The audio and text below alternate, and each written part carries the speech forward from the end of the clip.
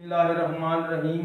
साजिद वफा आर्ट की तरफों अवामी शायर लाला nazir अहमद साजिद तुहाडे दोस्तां की खिदमत विच हाज़र है अपना एक बहुत ही सलाई कलाम लैके कि दुख की राह ते टुरदियां टुरदियां दुख की राह ते टुरदियां टुरदियां लगदी पंड गवां दी भारी सजणों।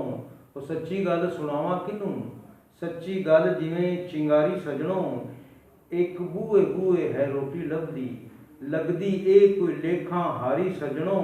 वेखी किसे दे थल्ले नवीं पुजारो उन्दी औकातों वध कुमारी सजणों। वेखी हीरा मंडी मैं जन्नत रोलदी उन्दी कोई भी नहीं इनकारी सजणों। कोई शौक दे नाल पी जावे दोज़ख कोई फसी मजबूर विचारी सजणों। एक रात गुनाह करन बदले देवन लखां अजब व्यापारी सजणों। क्यों करदे गैरत दा सौदा गैरत हुंदी जान तो प्यारी सजणों। उदों गुनाह नूं कोई गुनाह ना समझे जदों मत जांदी ए मारी सजणों। करो सच्ची तौबा अल्लाह सोहणे अगे छड्डो सब दी सब खुमारी सजणों। आखिर एक दिन साजिद मरना है लाइए रब रसूल नाल यारी सजणों।